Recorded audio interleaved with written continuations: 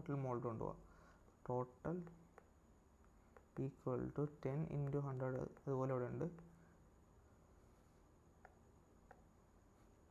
100 അവിടെ ഉണ്ട്, divide by 40 വരും. അങ്ങനെ വരുമ്പോഴത്തേക്കും 0യും ഈ 0യും ക്യാൻസലാവും.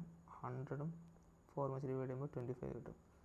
ടോട്ടൽ എത്ര മാച്ചസ് ഉണ്ട്? 25 മാച്ചസ് അവർ കളിച്ചിട്ടുണ്ട്. അതിലാണ് ഈ 10 മാച്ചസ് അല്ലേ, 10 മാച്ചസ് അവർ ജയിച്ചത്.